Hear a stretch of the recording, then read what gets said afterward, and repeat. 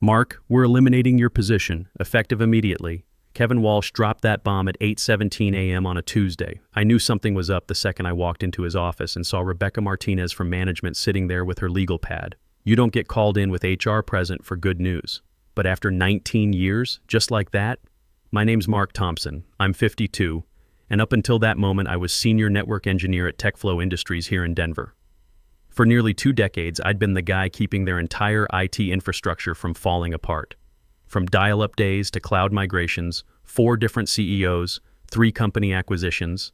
I'd seen it all and fixed most of it. Clean out your desk by end of day, Kevin added, not even looking at me. I understand, I said, gave him a nod and walked out. No drama, no begging. What's the point? Back at my desk, I could feel the younger guys watching me pack up my stuff. News travels fast in our business. Most of these kids were developers I'd trained myself. Good people. But they didn't have a clue how our legacy systems actually worked or where I'd hidden all the admin back doors over the years. Family photo with Jennifer and Andrew. Coffee mug Andrew made in high school shop class. That little cactus that somehow survived 19 years under these fluorescent lights. Tommy Rodriguez, one of the junior engineers, came over looking like someone kicked his dog. Mark, this is complete garbage. You practically built our entire network. I shrugged. Companies change direction. But with no warning? After everything you've done for this place? It's fine, Tommy. Really. It wasn't fine, but I wasn't going to make a scene.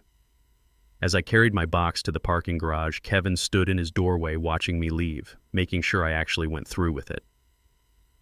What none of these people bothered to notice over the years was that I'd become the most critical person in that building. Not because I was some genius, but because I was thorough. I documented everything, set up proper audit protocols, kept backups of all the important stuff, including things they probably forgot I had access to. I sat in my Ford F-150 for a minute, looking back at that glass and steel building where I'd spent most of my adult life. Started working there when Andrew was in kindergarten. Now he's 26, working as a mechanical engineer down in Colorado Springs. Jennifer used to joke that the servers were my second family. She wasn't completely wrong. They had no idea what they'd just done. Here's the thing. I'd been at TechFlow since they were just 2 floors in a business park off I-25. Watched the company grow from 50 employees to over 800. Survived 3 acquisitions. Countless digital transformation initiatives that management got all excited about, then abandoned 6 months later. Kevin became my direct supervisor 5 years back. Young MBA type from CU Boulder who insisted on calling our department IT resources instead of just the IT guys. Had all these buzzwords about streamlining and efficiency, which usually meant doing twice the work with half the people. At first, I tried helping him understand our systems. The complexity that builds up over nearly 2 decades of growth and patches and workarounds.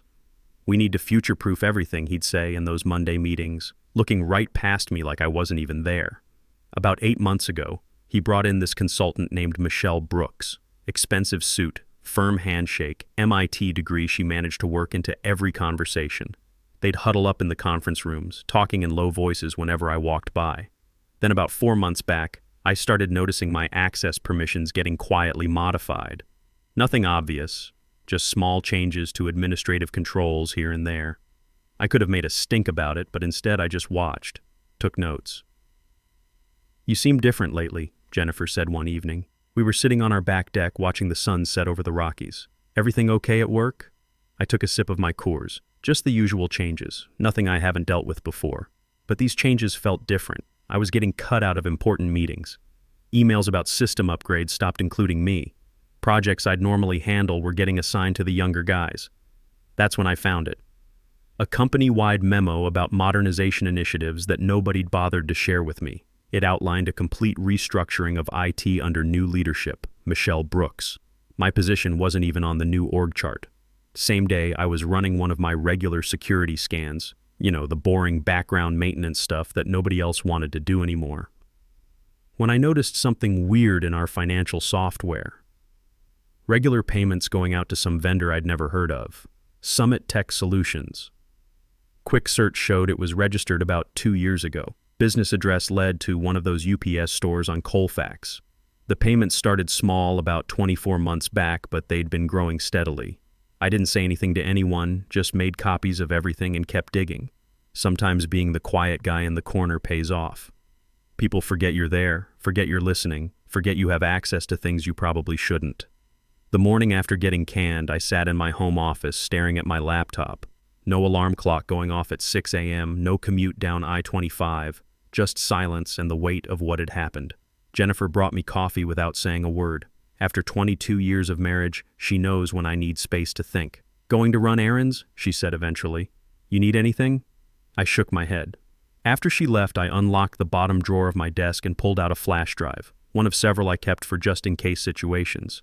Now, company policy strictly prohibited taking any data home, but a few years back when our legal department needed audit systems for tracking potential insider threats, I'd been crystal clear about needing off-site backups for security purposes. They signed off on it, then promptly forgot all about it.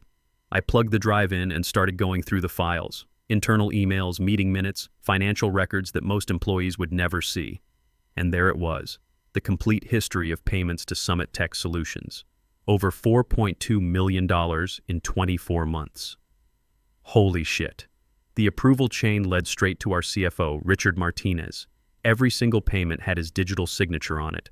I dug deeper, cross-referencing dates and dollar amounts. The payments lined up perfectly with software license renewals for systems we used company-wide, but the numbers were inflated. Sometimes 20%, sometimes 30%. Small enough not to raise red flags during quarterly reviews, but large enough to add up fast. I pulled up the business registration for Summit Tech Solutions. Listed owner, Michael Martinez. Didn't take a genius to figure out that connection. Quick look at social media confirmed it. Richard's son. Kid was supposedly running some kind of tech consulting business out of his apartment in Boulder. They were siphoning company money through fake markups on legitimate expenses. Pretty slick, actually. I leaned back in my chair, feeling something cold settle in my gut. For 19 years, I'd been the reliable guy. Fixed problems, protected data, worked weekends without complaint. Never asked for promotions or raises, just did my job, and they threw me away like last week's newspaper. My phone buzzed with a text from Tommy. "Sorry about yesterday, man. Total BS what they did. Michelle's already moving her stuff into your old office." I set the phone down without responding. The pieces were starting to fit together now. Kevin and Richard needed me gone before anyone could connect the dots on their little scheme. They probably figured the evidence would disappear with me, that I was just some aging IT guy who wouldn't know fraud if it bit him on the ass. Wrong on both counts.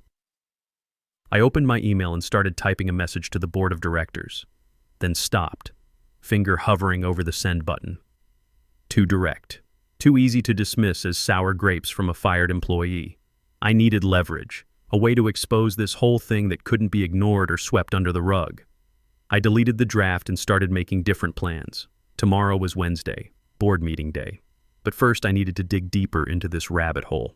Took me about 3 hours, but I found it. Summit Tech wasn't Richard's first creative accounting project. Going back 3 years, there was another pattern. Consulting fees to something called Alpine Business Services, different name, same game, inflated invoices for services that were either partial or never actually rendered. Trace the registration on that one too. Alpine Business Services was owned by Patricia Martinez, Richard's wife. The woman was apparently CEO of a company with no website, no employees, and an address that turned out to be another mailbox service on Federal Boulevard. But here's the kicker. I found email archives showing Kevin wasn't just aware of these arrangements. He'd helped set them up. In exchange, his IT department got budget increases while other departments faced cuts year after year. Even Michelle Brooks fit into this whole mess. Her consulting contract had been approved through some unusual process that bypassed normal procurement channels. Her real job wasn't modernizing our IT infrastructure. It was getting rid of the one person who might notice the financial patterns, me. Over the past 4 years, they'd diverted nearly $6.8 million total, $2.6 million through Alpine, $4.2 million through Summit Tech. I gathered everything into a comprehensive report, spreadsheets showing the payment patterns, business registrations linking the shell companies to Richard's family, email chains proving Kevin's involvement. Then I did something they wouldn't expect. I called William Bill Reynolds, a board member I'd worked with during a big security implementation about 3 years back. Semi-retired now, but still showed up for the quarterly meetings. "Mark Thompson," he said when he picked up. "Haven't heard from you in a while. Thought you were still at TechFlow." "Not anymore. Bill, I need maybe 15 minutes of your time. It's important." Long pause. This have anything to do with why Richard and Kevin looked so stressed at yesterday's meeting? "Could be," he chuckled. "Always figured you knew where all the bodies were buried, where you want to meet." Hour later, we were sitting on a bench at Washington Park, about 3 miles from TechFlow headquarters. I handed him a sealed envelope with printed copies of everything plus a flash drive. "That's the whole story," I told him. "Dates, amounts, who's connected to what. I'm not looking to get my job back. I'm not looking for money. I just want the right people to know what's been going on." Bill studied me for a long minute. "Why bring this to me instead of going straight to the cops or the press?" "Because you actually read the audit reports in those board meetings. I've watched you ask the hard questions when numbers don't add up." He nodded slowly and pocketed the envelope. "There's an emergency finance committee session scheduled for Friday morning. Quarterly review. Convenient timing. Mark, if this stuff checks out, there's going to be serious consequences. You understand that? I'm counting on it." Walking back to my truck, I felt lighter somehow. Not happy exactly, but focused. Like I finally had a plan. That afternoon, my phone started ringing. Job offers from 2 different companies, both for positions above what I'd been doing at TechFlow, both offering signing bonuses that would have made my old salary look like pocket change. Word travels fast in Denver's tech scene. News that I was suddenly available had gotten around. I let them all go to voicemail. This wasn't about finding another job anymore. That evening, Jennifer and I sat on the back deck with a couple of beers, watching the sun disappear behind the mountains. "So what's really going on?" she asked. "And don't give me that 'just changes' line again." I told her everything, the whole story, start to finish. She listened without interrupting, which is one of the things I love about her after all these years. "What do you want to happen now?" she asked when I was done. Good question. The revenge part was already in motion. Bill would present my evidence to the board on Friday. The people who'd screwed me over were about to get screwed themselves. But what did I actually want? I want them to know they picked the wrong guy to mess with, I said finally. She smiled and clinked her bottle against mine. "Then let's see how this plays out." Thursday morning I woke up with a plan, not just the evidence I'd already given Bill. That was just the opening move. I needed something bigger, something that would force their hand before they had time to cover their tracks. See, here's what most people don't understand about AT work. When you've been managing systems for nearly 20 years, you don't just have access to current data. You have access to everything. Email archives going back to when the company still used Exchange 2003. Financial databases with transaction logs that never get purged. Security audit trails that capture every login, every file access, every administrative change. And I'd set up most of these systems myself. Before they'd cut my network access Tuesday afternoon, I'd done something Kevin and his MBA brain probably never thought about. I'd activated a monitoring script I'd written years ago for tracking system anomalies. Completely legitimate IT security tool, buried deep in the system maintenance routines where nobody ever looked. Except this version was sending copies of certain financial transactions to an external email account I'd set up for disaster recovery testing. All above board, all documented in my security protocols from 2019. Wednesday night, while Jennifer was grading papers and I was supposedly watching Netflix, I'd been combing through 6 months' worth of these automated reports. That's when I found the smoking gun. Not just the payments to Summit Tech and Alpine, I already had those. This was something else. Email exchanges between Richard and Kevin from just 3 weeks ago, discussing how to handle the Mark situation before the quarterly audit. Kevin had written, "Michelle says she can have the transition completed by end of month. Once Mark's gone, the new permission structure will prevent anyone else from accessing the legacy financial modules." Richard's response? "Good. The board's getting more aggressive about expense reviews. We need this cleaned up before the annual audit in November." They'd planned this. Not just firing me, but specifically timing it to hide their fraud. I printed everything and drove it to Kinko's to make copies. Then I did something that felt pretty good. I scheduled a mass email to go out to every TechFlow board member at 8 a.m. Friday morning, right before their emergency finance committee meeting. Subject line: urgent. Financial irregularities requiring board review. The email was simple and professional. "Dear board members, Please review the attached documentation before approving any executive bonuses or financial decisions today. This information concerns systematic diversion of company funds over the past 4 years. Additional documentation available upon request. M. Thompson, former senior network engineer. Attached was my complete report, including the email exchanges about getting rid of me. Thursday afternoon, my phone started ringing. Kevin's number first. I let it go to voicemail. His message was tense. "Mark, we need to talk about some communications the board received. Call me immediately." "Yeah, right." Next came Rebecca from management. "Mr. Thompson, we've received some concerning allegations from you that may violate your separation agreement. Please contact our legal department immediately." Funny thing about that separation agreement. I never signed one. They'd been in such a hurry to get me out the door, they forgot that little detail. By 4 p.m., the calls were coming faster. Michelle Brooks, didn't even know I had her number. Some lawyer I'd never heard of. Even got a call from Richard Martinez himself. I answered that one. "Mark, I think there's been a misunderstanding about some company financial processes," he said, trying to sound calm. "Why don't we meet tomorrow morning, just you and me? We can clear this whole thing up." "Sorry, Richard, I'm busy tomorrow morning. Besides, I think the board might be very interested in hearing about Summit Tech Solutions and your son, Michael." Long silence. Then, "You're making a serious mistake here. We can work something out. Better severance package, good references, whatever you need. What I need is for people to stop stealing from the company I spent 19 years helping to build. Look, if you think you found some irregularities, I don't think anything. I know exactly what you and Kevin have been doing. I have 4 years' worth of documentation, including emails where you discussed firing me to cover it up." Another pause. That could be misinterpreted." "Could be. Guess we'll find out what the board thinks." I hung up. Within an hour, Rebecca had emailed me again. Suddenly, my severance package had magically doubled with an attached confidentiality agreement requiring my complete silence about all company matters. They were scrambling now, but they still thought they were dealing with simple extortion. They had no clue what was really coming. Friday morning, I got up early and drove to that same bench in Washington Park. Wanted to be somewhere I could see my phone, but away from the house in case anyone decided to pay me a visit. At exactly 8 a.m., my scheduled email delivered its payload to all 7 board members.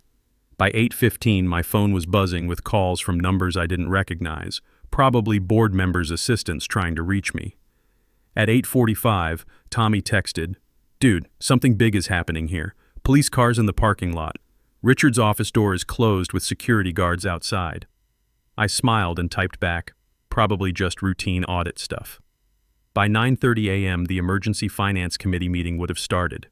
Bill would be sitting at that conference table with my documentation in hand, watching faces as board members read through my email and attachments.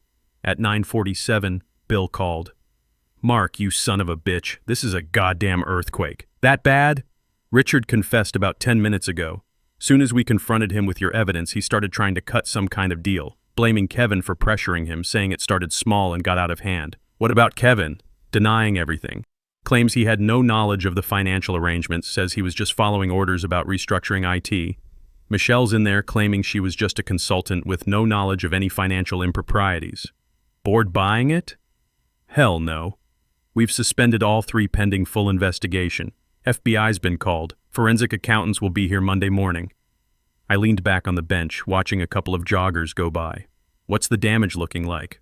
Preliminary estimate is $6.8 million, just like your report said. Maybe more once the forensics team digs deeper. Not bad for a day's work. There's something else, Mark, Bill continued. Board wants to talk to you, not just about coming back. They're talking about creating a whole new position.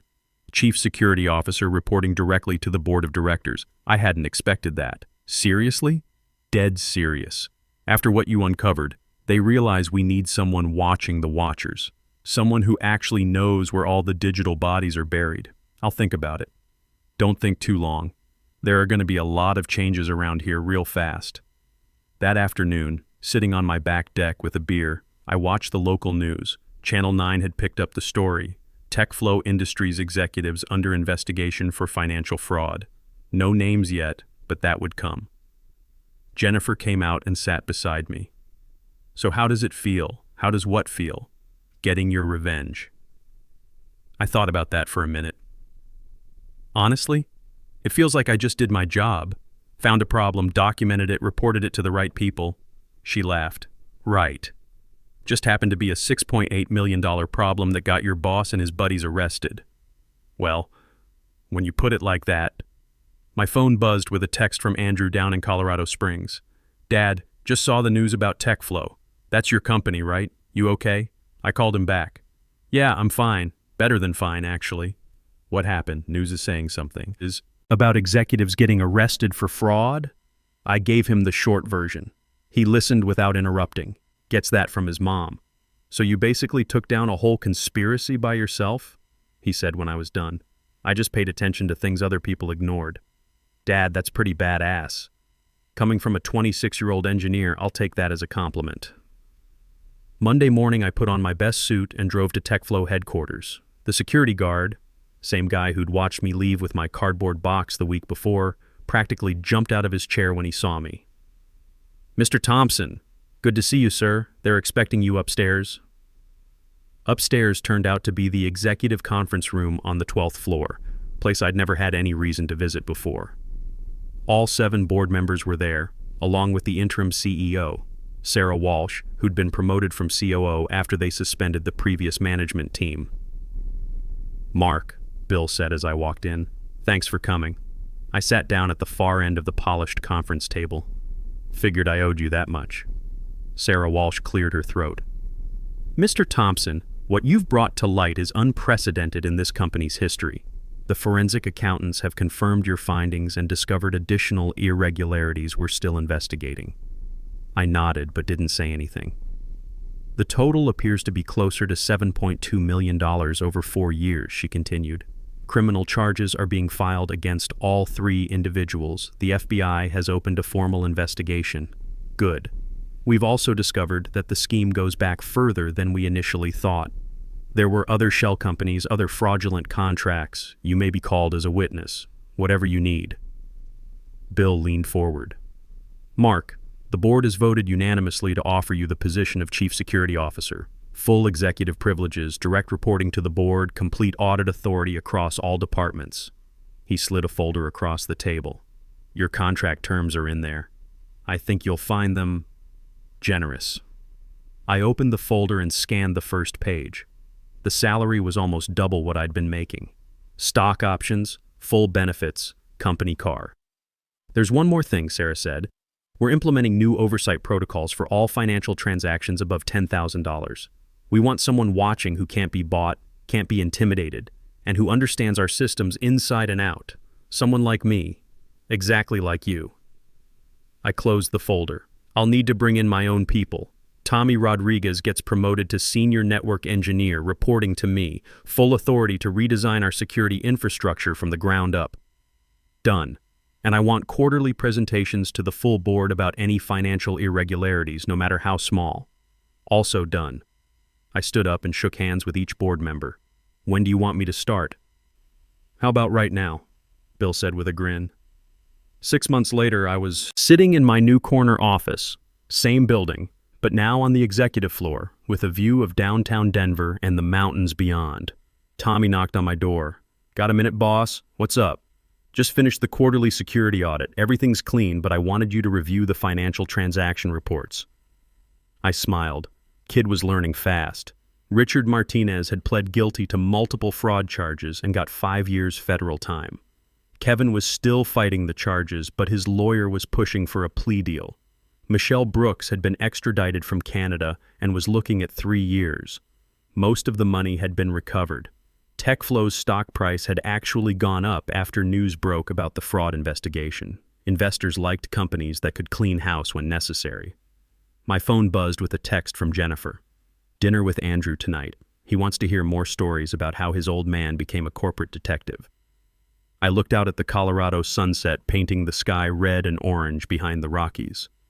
20 years I'd been fixing problems for this company. Now I was fixing the biggest problem of all, making sure it never happened again. Tommy was still waiting in my doorway. The reports look good, I told him, but keep digging. There's always something. He nodded and headed back to his desk. Smart kid, he'd go far. I leaned back in my chair and smiled. Sometimes the quiet guy wins after all.